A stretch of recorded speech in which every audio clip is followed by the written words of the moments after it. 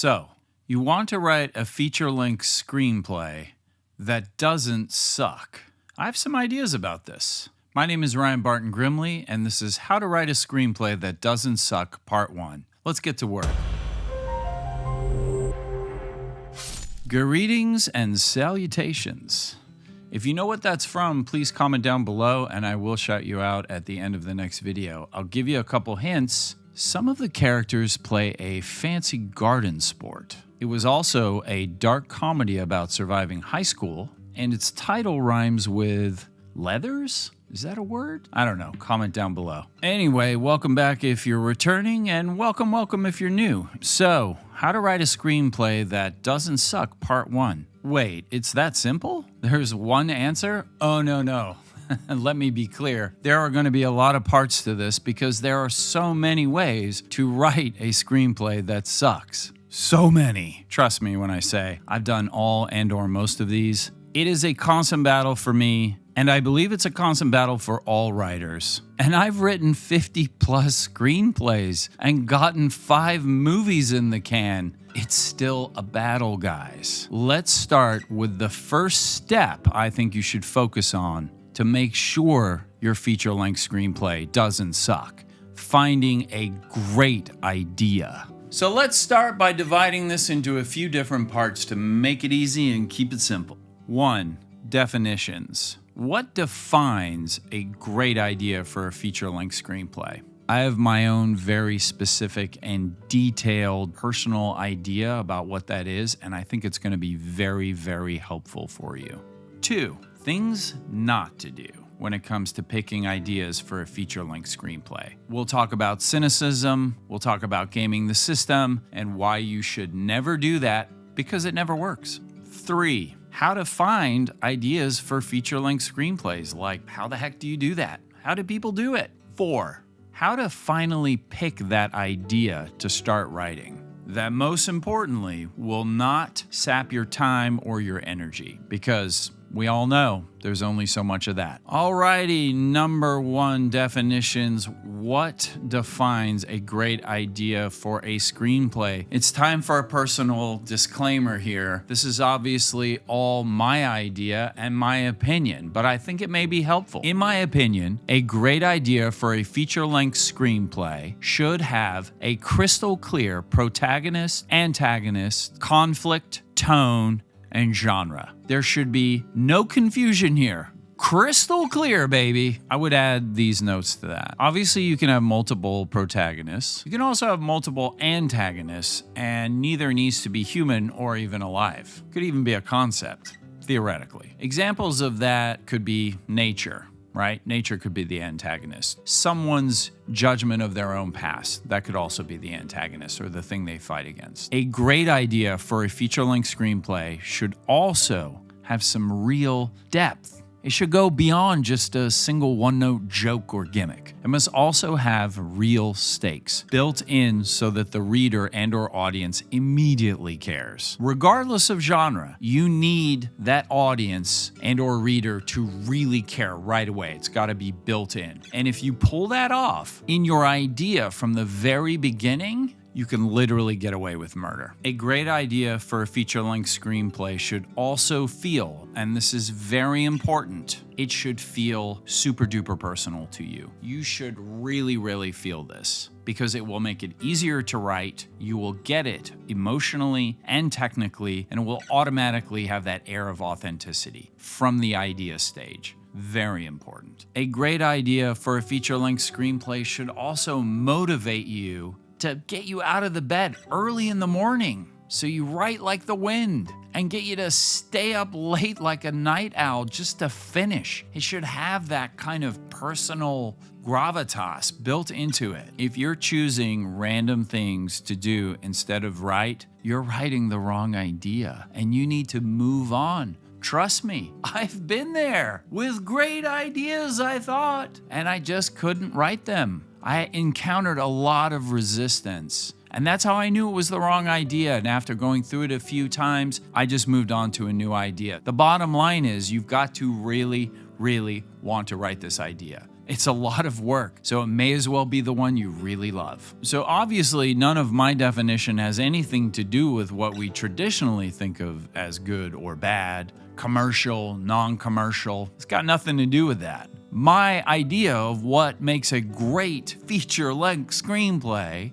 is purely creative. It's purely on the creative level, guys. It has nothing to do with anything else other than the strength of the idea and its connection to you, how it really connects to you, because that's the most important thing. That's what will make your work personal. That's what will make it seem authentic to the audience. And that's your voice, guys. That is your voice, that specific personal connection. That's your creative voice. Never forget it.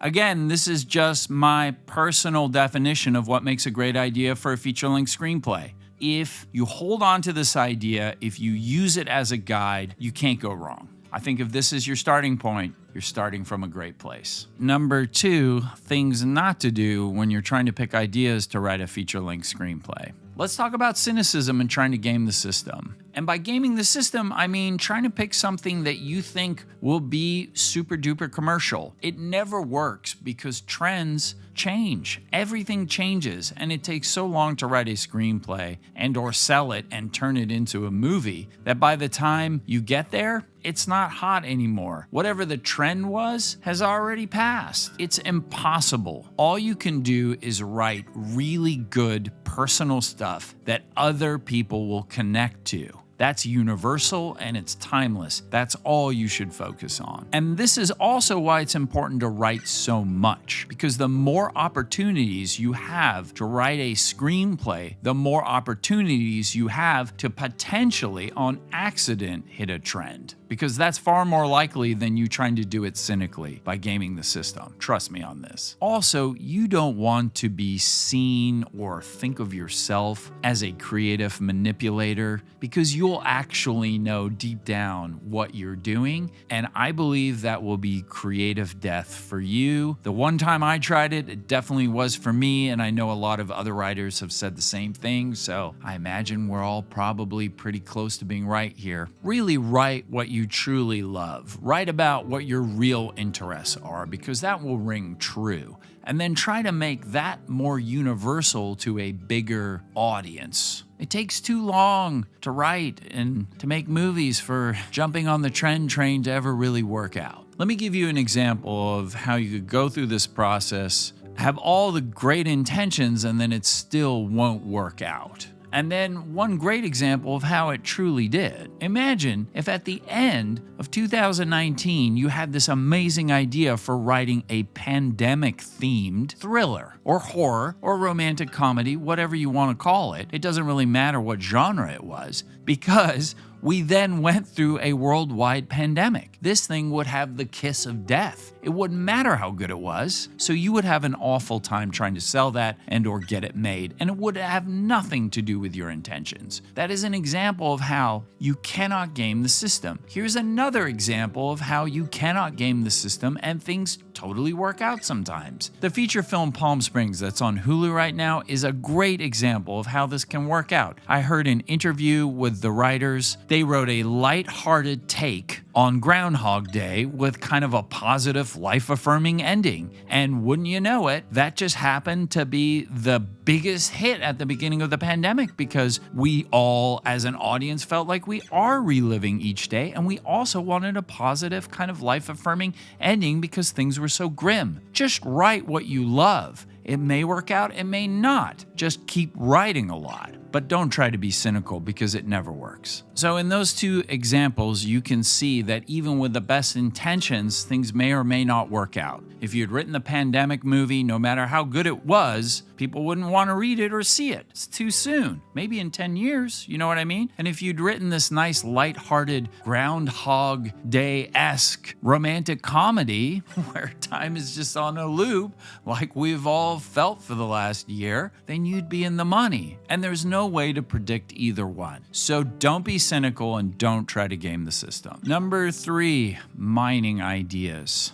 How the heck do you find a whole bunch of ideas to write a great feature film? Where do they come from? How do you get there? Just on accident? Well, we already talked about how you can pick something really personal to you and write about it, or some kind of interest that's super personal to you and write about that. You can also imagine something that you've never seen before committed to film and write about that. You can also go after universal things and put your own spin on it. You know, it could be another buddy cop movie, but put your own personal spin on it. Set it in the place that you live so that it has some kind of quirk to it. You can also flip the gender or genre of a movie that you already love and see where that takes you. You could also read some Greek or Roman or, some kind of really famous literal works or myths from the past and see how you could set a similar story in the future or now. Another fun thing to do is genre mashups. You can take something that was a really serious sports movie and turn it into a comedy, or take a really serious horror film and turn it into a romance. These are kind of cool things, and you can kind of blend all of these ideas. For instance, what if you took the plot of Die Hard, you flip the gender of the main character to female, you flip the genre from being a thriller that has to do with terrorists and criminal enterprise into a horror, and then you made it super funny, so it's a horror comedy.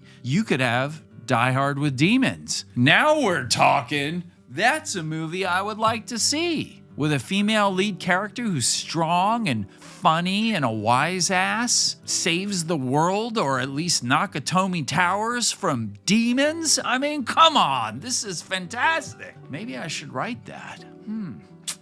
Yeah, hey, don't steal that. Look, the point is, if you don't have your own organic ideas that just pop out of the ether into your brain, you could do some of these exercises I was just talking about and then put your own personal spin on it, do blends, make it personal, put your stakes in there, put your little stamp on there, and then you've got a great idea. Now, let's also talk about writing what you know. Most people think that means if you work at the Subway sandwich shop, then you write a script about being in the Subway sandwich shop. I don't think that's really what they mean. I think what they're referring to is writing what you personally know as a human being, so that it has this kind of universality. And they also are talking about what not to write. If you don't know what it's actually like to be a Supreme Court justice and you're not willing to do the research, just pick a different idea. If you don't know anything about brain surgery, why would you try to write super detailed scenes about it? Write stuff that's universal to everyone that you really get on a personal level. It's hard enough to write a great screenplay as it is. Make it easy on yourself and the audience. You know what I'm saying? So you may be saying to yourself, but Ryan, I've already got the perfect idea for a feature-length screenplay. And that's awesome. But what if you don't? What if you get bored with that idea? What if you get all the way through a draft and you find out that two other people have written the same screenplay and two different movie studios are making movies from those scripts? I think you get my point. Now, a very important thing to speak about. The longer you do this, the more that you're going to simultaneously realize ideas are a dime a dozen, and they're also gold. You need to record them immediately, the second they pop into your little head. So I always carry a little pretentious notebook with me in my pocket so that I can write them down the minute they pop into my head. I also have my notes program on my phone synced up with my computer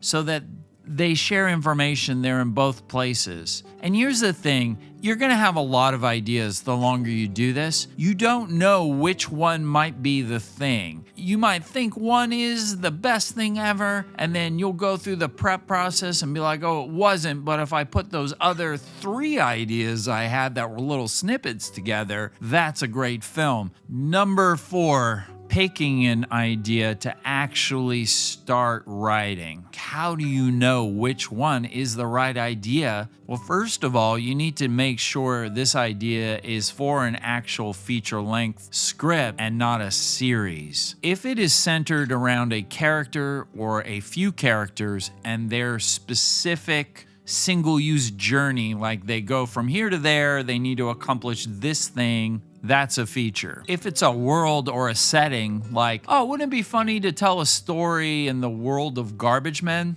That's a series. Next, I think you need to do a passion test where you really sit with yourself and figure out if you're going to have enough motivation to pull yourself through the dark times when you're trying to get all this work done. So really just sit there in a dark room or somewhere where there's no distractions, close your eyes and really just feel it. Like, think to yourself on an emotional, non-intellectual level. How much do I really love this thing? Like, what parts of this are really drawing on me? Can I really push all the way through? Will I get out of bed at 5 a.m. to write this because I love it? Will I stay up late, way past midnight, way past my bedtime, even though I've got to get up really early in the morning just to write this thing because I love it? These are real considerations. You need to have that kind of passion. Don't try to rationalize with yourself in an intellectual way. Examples of that are, I don't really love this idea, but I know I'll be able to sell it because people tell me I will. I know other people will love this because it's similar to a popular thing right now. I really know Sundance is gonna love this. Don't do it.